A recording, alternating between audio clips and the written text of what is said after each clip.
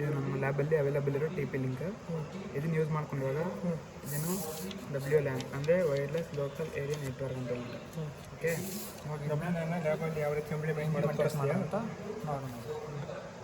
ಫಸ್ಟನ್ನ ಏನು ಮಾಡಬೇಕು, T P ಲಿಂಕ್ನಲ್ಲಿ insert ಮಾಡ್ಕೊಬೇಕು. ಅದು ಬಂದ್ಬಿಟ್ಟು ಏನಿದೆ ಹೋಸ್ಟ್ ಕಂಪ್ಯೂಟರ್. ಇದು ಕ್ಲೈಂಟ್ ಕಂಪ್ಯೂಟರ್.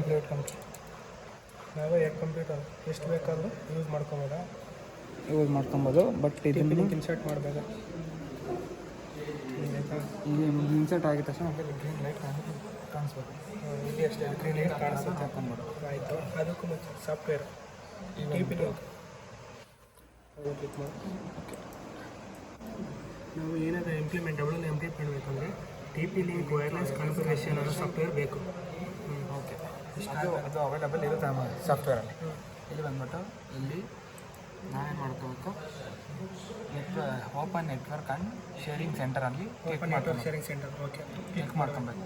ಫಾರ್ ಸಪೋಸ್ ಅಲ್ಲಿ ಕಾಣಿಸಿಲ್ಲ ಅಂದರೆ ಏನು ಮಾಡಬೇಕು? ಅಲ್ಲಿ ಕಾಣಿಸಿಲ್ಲ ಅಂತಂದರೆ ಇಲ್ಲಿ ಕ್ಲೋಸ್ ಮಾಡಿ. ಫಸ್ಟ್ ಅಲ್ಲಿ ಕಾಣಿಸಿಲ್ಲ ಅಂದರೆ ಇಲ್ಲಿ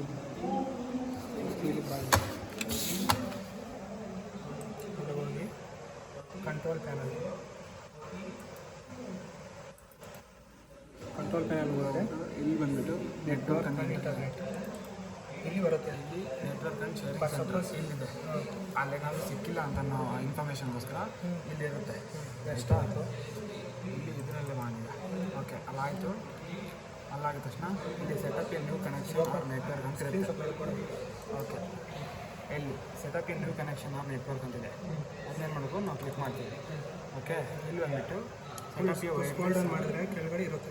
ಇಲ್ಲಿ ಸೆಟಪ್ ವೈರ್ಲೆಸ್ ಇರುತ್ತೆ. ಹಿಂಗಿದ್ದಾಗ ನಮಗೆ first time setup a network ಬರುತ್ತೆ, manually connection to wireless network ಬರುತ್ತೆ, ಕನೆಕ್ಟಿವ್ ವೈರ್ಲೆಸ್ ಬರುತ್ತೆ, ಮತ್ತು last setup a wireless ad hoc computer computer ಅಂತ ಇರುತ್ತೆ. ಓಕೆ, ಇದನ್ನು ನಾವೇನು ಮಾಡಬೇಕು, ಕ್ಲಿಕ್ ಮಾಡ್ಕೊಬೇಕು. ಕ್ಲಿಕ್ ಮಾಡಿ. Okay, next ಕೊಡಬೇಕೀಗ.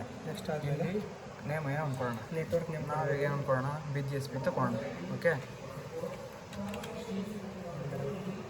ಓಕೆ, ನಾವೇನು ಕೊಡೋಣ, ಹೊಸದಾಗಿ ಸಾಗ ಅಂತ ಕೊಟ್ಟಿರ್ತೀವಿ. ಓಕೆ, ಸಾಕು. ಫಸ್ಟ್ ನೆಟ್ವರ್ಕ್ ನೇಮ್ ಸೆಲೆಕ್ಟ್ ಮಾಡ್ಕೋಬೇಕು. ಮತ್ತು ಸೆಕ್ಯೂರಿಟಿ ಕೀನೂ ಅಂದ್ಕೊಳ್ಬೇಕು. ಸೆಕ್ಯೂರಿಟಿ ಕೀ ನಾವು ಇದನ್ನು ಇಂಪ್ಲಿಮೆಂಟ್ ಮಾಡ್ತಿರೋದು ಹೋಸ್ಟ್ ಕಂಪ್ಯೂಟರಲ್ಲಿ ಇಂಪ್ಲಿಮೆಂಟ್ ಮಾಡ್ತಾ ಇದ್ದೀವಿ. ಬಟ್ ಅಲ್ಲಿ ಸೆಕ್ಯೂರಿಟಿ ಇವಾಗ ನೆಟ್ವರ್ಕ್ ನೇಮ್ ಕೊಟ್ಟಿದ್ದೀವಿ. ಸೆಕ್ಯೂರಿಟಿ ಟೈಪ್ ಆಲ್ರೆಡಿ ಇದೆ. ಆಮೇಲೆ ಸೆಕ್ಯೂರಿಟಿ ಕೀ ಕೊಡೋಣ. ಈಗ ಕೊಡೋದು ಏನೋ ಒಂದು ನಿಮಗೆ ಇದ್ದಂಗೆ ಸೆಕ್ಯೂರಿಟಿ ಕೀ ನೆನ್ಪಿಟ್ಕೋಬೇಕು. ನಿಮಿಷ ಕ್ಯಾಪ್ಸ್ಲಾಗ್ ಆಗಿರಬೇಕು. ಅದು 4 ಲೆಟರ್ಸ್ PP ಅಂತ ಹೇಳ್ಬಿಟ್ಟು 1 2 3 4 ಕೊಟ್ಟಿದ್ದೀವಿ. ಓಕೆ, ನೆಕ್ಸ್ಟ್ ಏನು ಮಾಡಬೇಕು? ಏನು ಮಾಡ್ಕೊಂಡು ನೆಕ್ಸ್ಟ್ ಕೊಡಬೇಕು. ಕ್ಲೋಸ್ ಮಾಡಿದಾದ್ಮೇಲೆ ಮತ್ತು ಇದು ಕ್ಲೈಂಟ್ ಕಂಪ್ಯೂಟರಲ್ಲಿ ಏನು ಮಾಡಬೇಕು? ಇಲ್ಲಿ ಸಾಫ್ಟ್ವೇರ್ ಏನು ಅವಶ್ಯಕತೆ ಏನಿರಲ್ಲ. ಒಂದರಲ್ಲಿದ್ದರೆ ಸಾಕು. ಒಂದರಲ್ಲಿದ್ದರೆ ಸಾಕು. ಓಕೆ, ಇಲ್ಲಿ ಹೋಗ್ಬಿಟ್ಟು ನೆಕ್ಸ್ಟ್ ರಿಫ್ರೆಶ್. ಇಲ್ಲಿ ಹೋಗ್ಬಿಟ್ಟು ಅದಲ್ಲ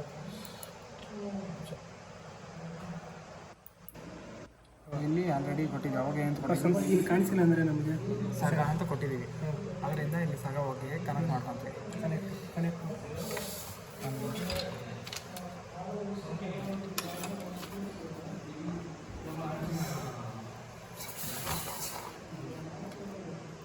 ಕನೆಕ್ಟ್ ಅಂತ ಸೆಕ್ಯೂರಿಟಿಗೆ ಅವಾಗ ಸೆಕ್ಯೂರಿಟಿ ಕೊಟ್ಟಿರಲ್ಲ ಅದು.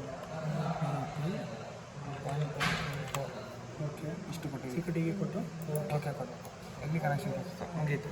ಅಲ್ಲಿ ಕನೆಕ್ಟ್ ಆಗಿರುತ್ತೆ. ಇಲ್ಲಿ ಈಗ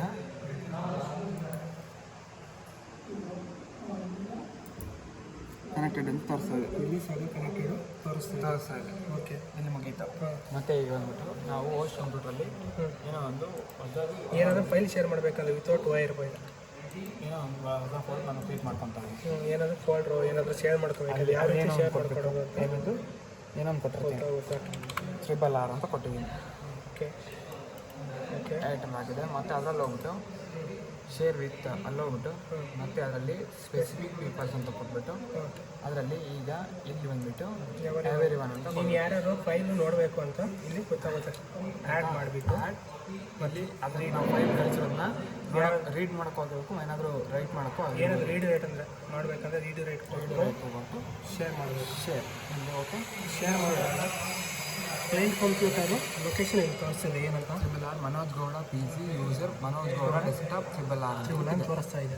ಡನ್ ಅಂತ ಹೊಡೆದಾಗ ಅದನ್ನು ನಾವು ಈಗ ಇಲ್ಲಿ ಕ್ಲೈಂಟ್ ಕಂಪ್ಯೂಟ್ರಲ್ಲಿ ಹೋಗ್ಬಿಟ್ಟು ಗೋ ಟು ಕಂಪ್ಯೂಟರ್. ಅದರಲ್ಲಿ ಸಮ್ ಸೆಕೆಂಡ್ಸ್ ವೆಯ್ಟ್ ಮಾಡಬೇಕಾಗುತ್ತೆ. ಇಲ್ಲಿ Manoj Gowda C users Manoj Gowda desktop. ಇಲ್ಲಿ ನಾವು ಟ್ರಿಬಲ್ ಆರ್ ಅಂತ ಫೈಲ್ ಕೊಟ್ಟಿದ್ದೆ. ನಾವು ಈ ಫೈಲ್ Open ಮಾಡಿ. ಏನು ಇನ್ನೂ ಒಂದು ಫೈಲ್ ಕ್ರಿಯೇಟ್ ಮಾಡಿದ್ರು ಅಲ್ಲಿ ತೋರಿಸುತ್ತೆ ನಮಗೆ. ಇಲ್ಲಿ ಏನೋ ಒಂದು ಹೊಸ ಕ್ರಿಯೇಟ್ ಮಾಡಿದ್ವಿ, ಫೋಲ್ಡರ್ ಕ್ರಿಯೇಟ್ ಮಾಡಿದ್ವಿ. ಏನಂತ ಆ ಫೋಲ್ಡರ್ನ ಒಂದು ಕ್ರಿಯೇಟ್ ಡಿ ಅಂತ ಓಪನ್ ಎಂಟರ್ ಕೊಟ್ಟರೆ ಓಕೆ ತಿರ್ಗಾ ಸರ್ ಅದೇ ಇವಾಗ ಕ್ಲೈಂಟ್ ಕಂಪ್ಯೂಟರ್ ಕ್ರಿಯೇಟ್ ಮಾಡಿದ್ರೆ ಇವಾಗ ನಾವು ಹೋಸ್ಟ್ ಕಂಪ್ಯೂಟ್ರಲ್ಲಿ ನಾವು ಕ್ಲೈಂಟ್ ಕಂಪ್ಯೂಟ್ರಿಂದ ಸೆಂಡ್ ಮಾಡಿರೋದನ್ನ ಹೋಸ್ಟ್ ಕಂಪ್ಯೂಟ್ರಲ್ಲಿ ರಿಸೀವ್ ಆಗೋದು ನೋಡ್ಬೋದು. ಈಗ ಏನಾದ್ರು ಎಡಿಟ್ ಮಾಡಿದ್ರೆ ಶೇರ್ ಮಾಡಿದ್ರೆ ರೀಡ್ ರೈಟ್ ಅಂದರೆ ಒಂಥರ W line implement number of computers ನಾವು ಇಂಪ್ಲಿಮೆಂಟೇಷನ್ ಮಾಡ್ಬೋದು ಅಂತ. ಇಷ್ಟನಾ? ನೆಕ್ಸ್ಟ್